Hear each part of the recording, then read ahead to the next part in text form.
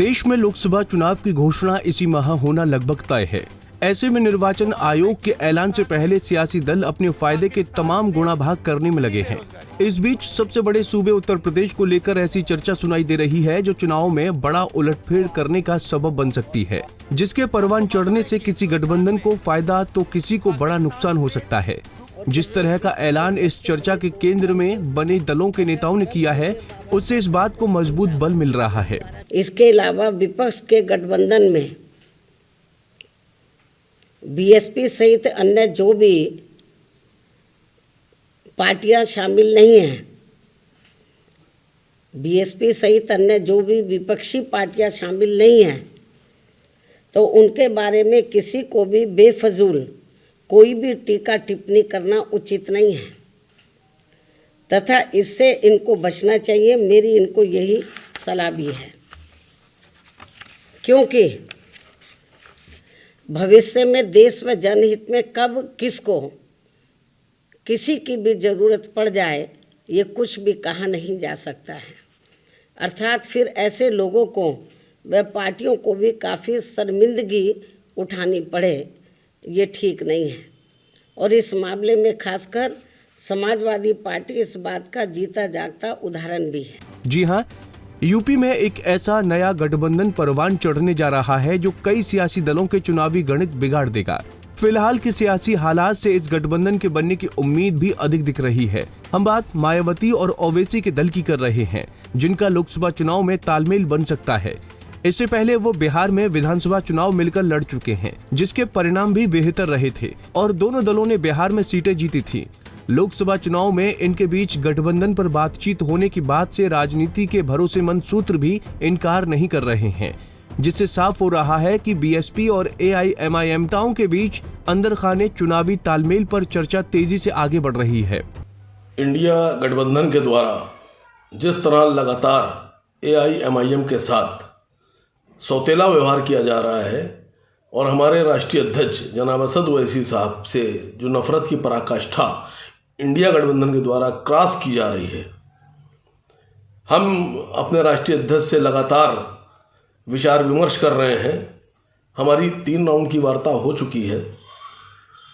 मजलिस इत्तेहादुल मुस्लिमीन, फिरोज़ाबाद, बदायूं, संभल, मुरादाबाद, अमरोहा, मेरठ और आजमगढ़, हम अपने कैंडिडेट 2024 लोकसभा में इतनी सीटों को उतारने पर विचार कर रहे हैं। बाकी हमारी बातचीत चल रही है, आगे हो सकता हो इन सीटों में और भी इजाफा कुछ सीटों पे किया जाए। बता दें कि मायावती और ओवैसी के चुनाव में साथ आने की कुछ वजह हैं जो दोनों पार्टी नेताओं के बयान में दिख रही हैं।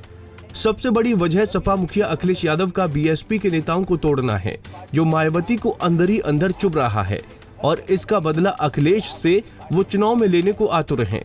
इसके अलावा ओवैसी की पार्टी एआईएमआईएम को इंडिया गठबंधन के दल चुनाव में साथ लेने को तैयार नहीं। इस बात से ओवैसी और उनके नेता इंडिया के दल खासकर सपा को यूपी में सबक सिखाने की रणनीति बना रहे हैं। इससे तय हो रहा है कि बीएसपी और एआईएम का लक्ष्य एक ही है। ऐसे में सियासी विरोधी से बदला लेने और अपनी जमीनी ताकत का एहसास कराने के लिए दोनों दलों के साथ आने की उम्मीद अधिक होती है। मुझे याद है 2022 के चुनाव से पहले गुड्डू जमाली साहब हमारे पास आए थे। किन्हीं परिस्थितियों किसी कारण हम लोगों का साथ नहीं हो पाया, लेकिन आज जब हम लोग 2024 में भविष्य की लड़ाई लड़ने जा रहे हैं, वो आए नहीं हैं, मैंने उन्हें अपने पास बुलाने का काम किया है। मैं अपनी तरफ से और पार्टी की तरफ से पूरा भरोसा दिलाता हूं, जिस जिम्मेदारी के साथ आप दूसरे दल में थे, जिस तरीके से आपने कभी पीछे मुड़ करके नहीं देखा, इस पार्टी में भी आपको रह करके आपको अपने घर जैसा लगेगा। ये आप अपनी पार्टी में वापस आए हैं। दरअसल मायावती और ओवैसी की पार्टियां लोकसभा चुनाव में साथ आती हैं, तो इससे दलित मुसलमान वाला समीकरण यूपी में मजबूत होता है, जिस पर बीएसपी लंबे समय से काम करती रही है, लेकिन अकेले सफलता हासिल नहीं कर सकी।